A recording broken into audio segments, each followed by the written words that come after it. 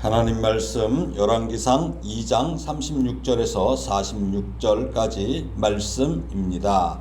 왕이 사람을 보내어 시므이를 불러서 이르되 너는 예루살렘에서 너를 위하여 집을 짓고 거기서 살고 어디든지 나가지 말라. 너는 분명히 알라. 내가 나가서 기드론 시내를 건너는 날에는 반드시 죽임을 당하리니 네 피가 네 머리로 돌아가리라. 시므이가 왕께 대답하되 이 말씀이 좋사오니 내 주 왕의 말씀대로 종이 그리하겠나이다 하고 이에 날이 오래도록 예루살렘에 머무니라. 3년 후에 시므이의 두 종이 가드 왕 마아가의 아들 아기스에게로 도망하여 간지라. 어떤 사람이 시므이에게 말하여 이르되 당신의 종이 가드에 있나이다. 시므이가 그 종을 찾으려고 일어나 그의 나귀에 안장을 지우고 가드로 가서 아기스에게 나아가 그의 종을 가드에서 데려왔더니 시므이가 예루살렘에서부터 가드에 갔다가 돌아온 일을 어떤 사람이 솔로몬에게 말한지라. 왕이 사람을 보내어 시므이를 불러서 이르되 내가 너에게 여호와를 두고 맹세하게 하고 경고하여 이르기를 너는 분명히 알라. 내가 밖으로 나가서 어디든지 가는 날에는 죽임을 당하리라 하지 아니하였느냐. 너도 내게 말하기를 내가 들은 말씀이 좋으니이다 하였거늘 네가 어찌하여 여호와를 두고 한 맹세와 내가 네게 이른 명령을 지키지 아니하였느냐. 왕이 또 시므이에게 이르되 네가 네 마음으로 아는 모든 악 곧 내 아버지에게 행한 말을 네가 스스로 아나니 여호와께서 네 악을 네 머리로 돌려 보내시리라. 그러나 솔로몬 왕은 복을 받고 다윗의 왕위는 영원히 여호와 앞에 견고히 서리라 하고 여호야다의 아들 분하야에게 명령하매 그가 나가서 시므이를 치니 그가 죽은지라. 이에 나라가 솔로몬의 손에 견고하여 지니라. 아멘.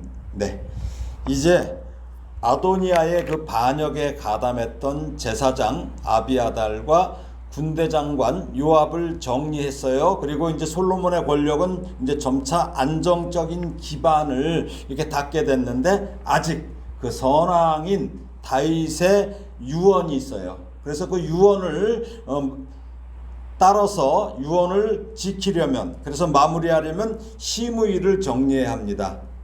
시므이를 정리하라는 다윗 왕의 유언은 사실 그가 다윗 왕에게 행한 악행 때문만은 아니에요. 다윗을 죽이려는 그 아들 압살롬을 다윗이 어때요? 대적하지 않고 피신하잖아요. 그 피신하는 다윗과 그 신하들을 쫓아오면서 계속해서 저주하고 돌을 던졌던 이 시므이는 상황이 바뀌자 자기 목숨을 위해서는 아무 거리낌이 없이 마치 이게 손바닥 뒤집듯이 배신과 아부를 이렇게 넘나드는 자입니다. 이 부분을 한번 찾아서 읽어보겠습니다. 사무엘하 16장 5절에서 13절이에요. 사무엘하 16장 5절에서 13절.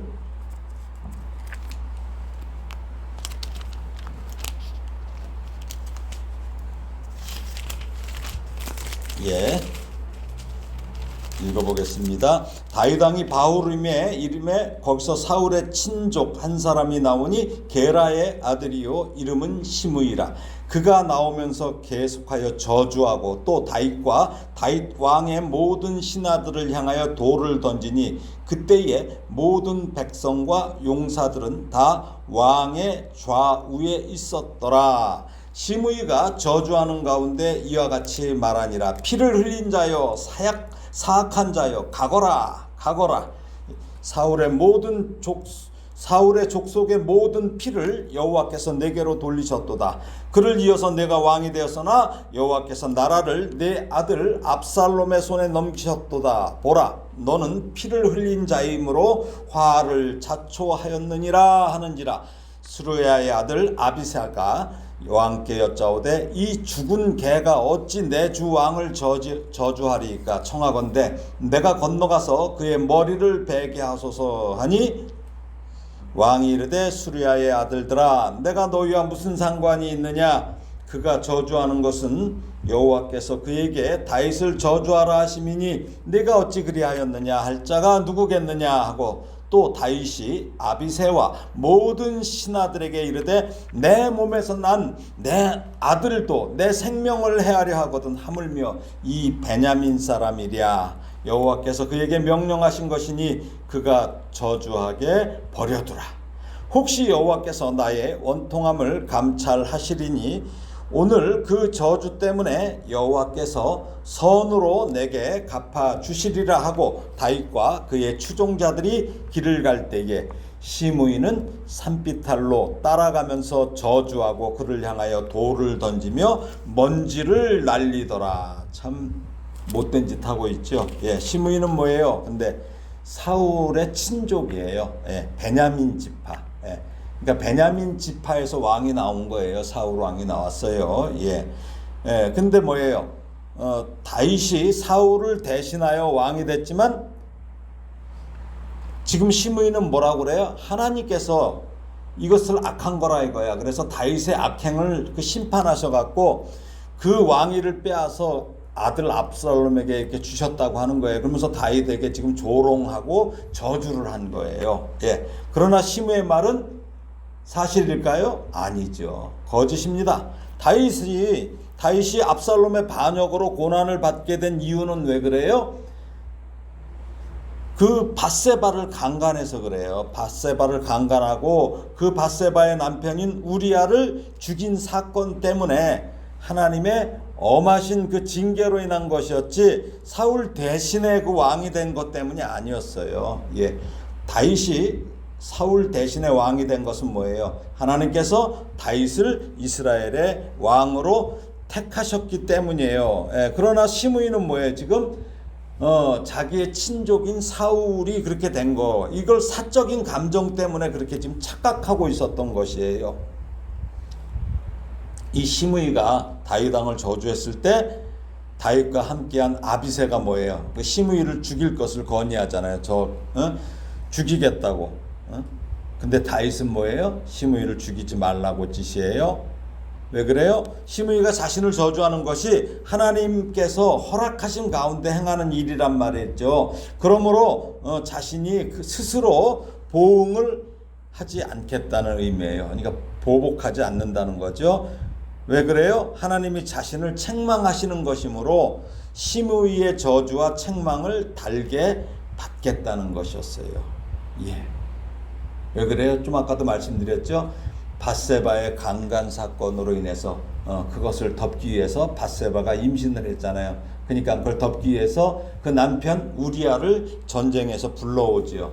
그래갖고 밧세바와 잠자리를 하게 함으로 인해서 임신 사실이 들통나지 않으려고 했는데 그 계획이 수포로 돌아갔죠. 그러자 누구예요? 바로 밧세바의 남편 우리아를 죽인 거죠. 이것 때문에 하나님께서 진노하셨던 것이죠. 그런데 지금 이 시므이가 저주를 하면서 이런 사람이 또 아주 이제 갑자기 변신을 해요. 시므이의 그 인간성을 보겠습니다. 사무엘 하예요. 사무엘하 19장이에요. 19장. 사무엘하 19장 16절에서 23절. 사무엘하 19장 16절에서 23절이에요. 한번 읽어보겠습니다. 바후림에 있는 베냐민 사람 게라의 아들 시므이가 급히 유다 사람과 함께 다윗 왕을 맞으러 내려올 때에 베냐민 사람 1000명이 그와 함께하고 사울 집안의 종 시바도 그의 아들 15과 종 20명과 더불어 그와 함께하여 요단강을 밟고 건너 왕 앞으로 나아오니라.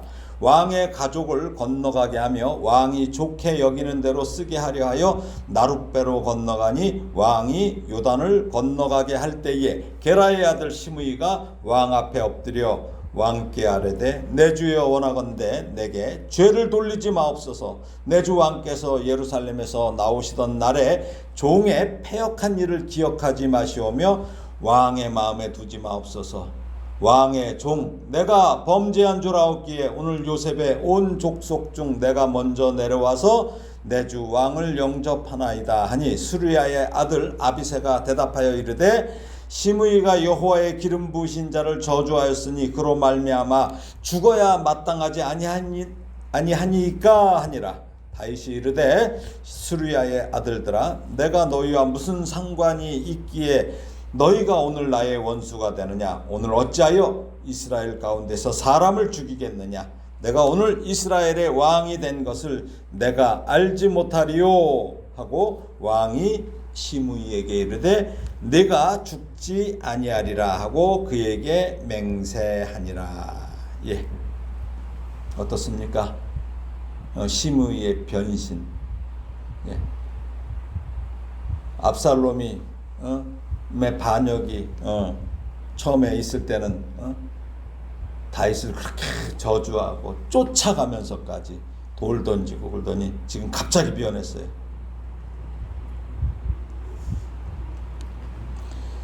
그런데 이런 사람이 의외로 세상에 많아요. 얼마나 많은지 몰라요. 돌 던지고 흙먼지 날리면서 따라오면서 계속 저주와 조롱을 퍼붓다가 상황이 바뀌면 언제 그랬냐 이거죠. 그러면서 이런 사람들, 시므이 같은 사람들이 정말 많습니다.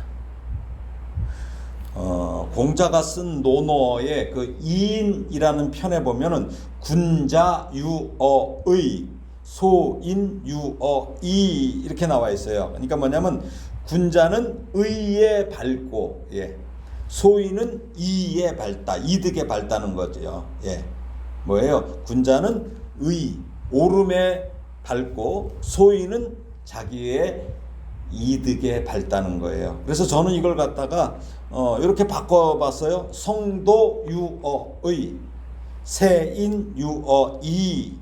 예, 성도는 하나님 나라의 의에 밝고 세상 사람은 자기의 이익에 밝다라고 이렇게 바꿔도 괜찮다는 생각이에요.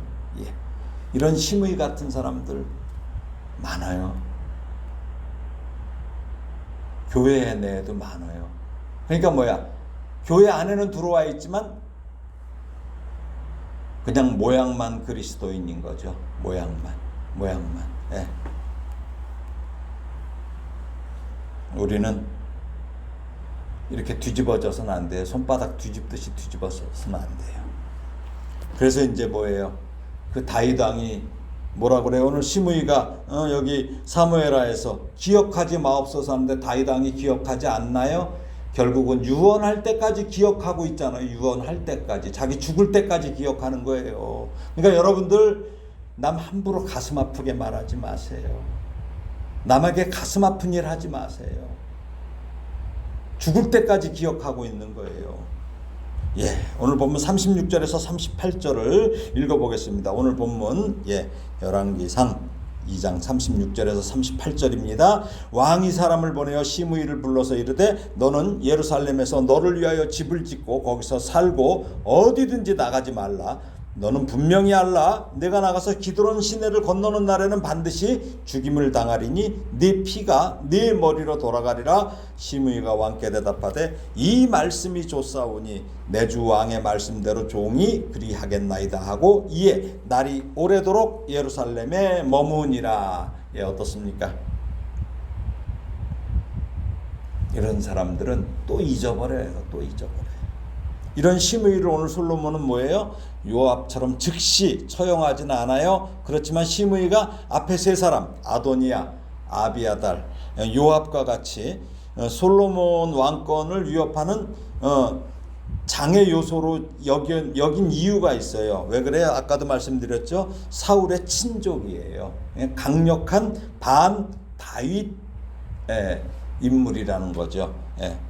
거기다가 그의 소속인 베냐민 지파, 바로 직전에 왕이 있었던 지파잖아요. 그러니까 뭐예요? 자기 지파에서 왕이 있다가 사라졌거든요. 그러니까 어때요? 이 사람들은 늘 자기 지파가 다시 왕이 돼야 된다는 생각을 하는 거예요. 그러니까 그 지파에 큰 영향력을 갖고 있는 이런 중량급 인사였기 때문에 아직도 뭐예요? 사울의 가문의 그 애정을 느낀 베냐민 사람들에게 뭐예요? 문제를 야기시킬 수도 있기 때문에 솔로몬이 시므이를 죽이는 데는 지혜가 필요했던 거예요. 지혜. 그래서 솔로몬은 지금 시므이를 불러서 예루살렘에만 머물도록 명령했어요. 예. 이 명령은 뭐예요? 요즘으로 얘기하면 일종의 주거 제한이죠. 예, 주거 제한하고 감시를 위한 조치예요. 만약 시므이가 예루살렘 북쪽으로 이제 어디로 간다면 그 지역에 거주하는 그 북쪽이 그 베냐민 지파 사람들이 사는 곳이거든요. 그러니까 그 사람들 중에서 솔로몬에 반대하는 자들을 충동질할 수 있잖아요. 그러면 또 다시 뭉쳐요. 그런 가능성을 차단하는 거예요, 지금. 그래서 거기 선을 그어 놓은 거예요. 그래서 반란의 기회를 주지 않으려고 취한 조치였던 거예요. 본래 오늘 보면 시므이가 살았던 저기 8절에 나오는 바후림은 뭐예요? 예루살렘에서 그 동쪽으로 한 9km 정도 떨어진 곳이에요. 그래서 여기가 베냐민 지파의 아주 주요 근거지였어요. 예. 근데 이 기드론 시내는 뭐예요? 예루살렘을 감남산과 이렇게 갈라놓는 그 하천이에요. 올리브산과 갈라놓는 하천인데, 솔로몬이 이 기드론 시내를 시므이의 그 북쪽 그 경계선으로 정한 이유는 이 시므이가 이 베냐민 지파 사람들은 그 반란에 또 가담했었어요. 세바라는 사람이 나와요. 사무엘하 20장에 보면은 세바가 나와요. 세바. 그래서 세바가 반란을 일으키죠. 이게 베냐민 지파란 말이에요. 이게 왕이 한번 그쪽 지파에서 나왔으면 그런 게 있는 거죠. 예. 예?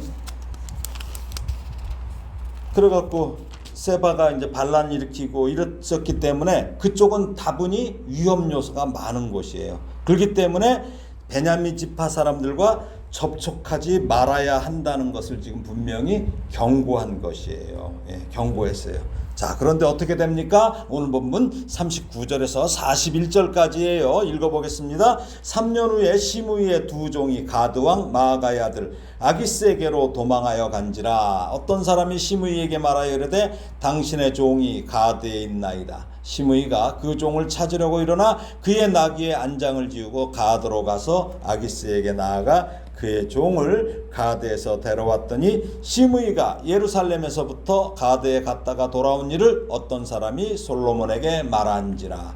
여기 어떤 사람이 누구라고는 말하지 않았지만 틀림없이 그 주거 제한을 했다면은 그것을 감시하는 사람을 솔로몬이 보냈을 확률이 높죠. 예. 근데 언제 후에요? 3년 후에 드디어 이제 시므이가 약속을 안 지키는 걸 3년 후로 이렇게 기록하고 있어요. 사람은 처음에는 어떤 것을 약속하거나 또 어떤 명령 이런 걸 잘 지켜요. 예. 그러나 시간이 흐르기 시작하면 그런 결심이 어때요? 느슨하게 풀어지게 되죠. 예. 이게 참 문제인 거예요. 그래서 우리가 하나님을 신실하신 하나님이라고 하는 것은 지금까지도 약속을 잘 지키시고 앞으로도 그 말씀대로 약속을 지키시는 분이기 때문에 신실하시다고 그래요. 근데 우리 사람들은 어때요? 그렇게 약속을 조금은 지켜요. 근데 그걸 끝까지 변함없이 지키기가 그럴 실력이 참 없다는 거예요, 우리는. 이 시므이도 뭐예요? 3년 동안은 아주 예루살렘 벗어나지 말라는 솔로몬의 명령을 잘 지켰어요. 그런데 갑자기 자신의 두 종이 종 두 명이 뭐예요? 기드론 시내를 건너서 도망해요. 이게 종 둘이면 이게 얼마나 큰 재산이에요, 그렇죠? 예, 그러니까 뭐예요? 솔로몬의 명령을 지금 어기고 두 종을 잡으러 기드론 시내를 걷는 거예요. 아마 시므이는 설마 이거 뭐 알라고 이거 뭐 살짝 갔다 오는 거, 그리고 또 혹시 알았다 하더라도 자신을 죽이겠나? 내가 3년 동안이나 여기서 이렇게 잘 지켰는데 이렇게 생각했던지, 아니면 도망간 종을 찾는 것은 주인의 당연한 권리로서 합법적이었다고 생각했을 수도 있어요. 근데 더 중요한 건 뭐예요? 왕의 명령이에요. 자기 생각으로 명령을 지키고 안 지키고 하는 게 아니에요. 우리가 하나님의 말씀도 마찬가지죠. 예, 자기의 생각으로 요건 지켜도 되고 요건 어떻고 이거 아니에요. 그래서 뭐라고 그래요? 말씀에다가 더하지도 말고 덜하지도 말라는 거예요. 그러니까 뭐예요? 이 시므이는 왕의 명령을 두 종을 놓쳐갖고 발생하는 물질적인 손해 때문에 잠시 잊었어요. 그러니까 뭐예요? 그 물질적인 그 손해와 자기 목숨을 바꾸게 되는 거죠. 그러니까 뭐야, 솔로몬은 그걸 알고 있었던 거죠. 예. 그래서 결국 보고가 들어가죠. 예. 시므이는 두 종과 자기 목숨을 바꿨어요. 우리도 이런 선택의 기로에 가끔 설 때가 있어요. 우리 어렸을 때는 그 엿장수가 그렇게 다녔어요. 엿장수가 가면은 아주 그냥 정신이 없어요. 뭐 그 엿을 먹고 싶어 갖고 그래갖고 집에서 엿하고 바꿔서는 안 될 거 엄마 몰래 가지고 가갖고 바꿨다가 되게 혼나죠. 엄청나게 혼나죠. 바꿔야 될 게 있고 바꾸지 않아야 될 게 있는데 어렸을 때는 그게 판단이 안 쓰지요. 그 달콤한 엿. 예. 성도 여러분, 여러분의 인생에서 함부로 바꾸지 말아야 할 것이 무엇인지 깊이 생각하시는 이런 지혜가 있기를 주님의 이름으로 축복합니다. 권투 선수는 경기장 안에서 경기를 하죠. 그 안에서는 운동이에요. 근데 그 밖에서는 뭐예요? 폭력이 돼요. 그쵸? 왜 그럴까요? 규칙이 있기 때문에 그래요. 규칙. 우리 성도들에게는 뭐가 있어요? 하나님 말씀이라는 경기장이 있어요. 우리는 그 안에서 자유로워야 돼요. 예, 그 안에서 자유로워야 돼요. 그걸 벗어나서는 안 돼요. 그래서 요한복음 8장 31절 32절에는 주님께서 이렇게 말씀하셔요. 너희가 내 말에 거하면 참으로 내 제자가 되고 진리를 알지니 진리가 너희를 자유롭게 하리라. 예, 뭐예요? 진리, 말씀 안에서 자유를 우리가 누려야 된다는 거예요. 예, 규칙을 줬어요. 시므이에게도 규칙을 줬어요. 너 그거 벗어나면 죽어. 하나님께서도 그래요. 우리에게 말씀을 주셨어요. 이 말씀 안에 있어야 됩니다. 우리가 말씀 밖으로 벗어나면 어떻게 돼요? 어느 순간까지는 괜찮을지 몰라요. 어쩌면 우리는 그래요. 뭐 불신 지옥, 그게 중요한 게 아니에요. 불신 지옥이 죽어서 지옥이 아니라 하나님 말씀을 믿지 않고 예수를 믿지 않는 그 상태부터가 그 사람의 삶은 지옥이라는 거예요. 돈을 많이 벌어서 그게 복이 아니라는 거예요. 복의 가치가 달라져요. 복의 개념이 달라진다는 것이죠. 말씀을 정리합니다. 오늘 솔로몬은 일을 처리하는 데 있어서 먼저 처리할 것과 나중에 처리할 일을 정확하게 분별하고 결정합니다. 이건 왜 그래요? 자신의 판단이 아니라 하나님 말씀을 기준 삼아서 때에 따라 처리하는 거예요. 때를 기다리는 거죠. 우리 역시 어떻습니까? 하나님의 때를 살아가고 있는 성도예요. 지금은 어떤 때인가요? 그러면 은혜 받을 때입니다. 또 진리 안에서 자유할 때입니다. 하나님 말씀 안에서 우리가 자유를 누려야 할 때예요. 혹시 아직도 우리 하나님과 세상 사이에서 엉거주춤하지는 않습니까? 이 춤 중에서 가장 못난 춤이 엉거주춤이라고 하잖아요. 시편 57편 7절에 보면 하나님이여 내 마음이 확정되었고 내 마음이 확정되었사오니 내가 노래하고 내가 찬송하리이다 라는 이 말씀이 있어요. 이제는 하나님을 향한 마음이 확정돼 가고 있고가 아니라 이미 확정되었고 그 확정된 것을 재차 확정하여 흔들림 없는 믿음으로 복된 진리의 길을 뚜벅뚜벅 좌로나 우로나 치우치지 않고 가시기를 예수님의 이름으로 축원합니다. 아멘.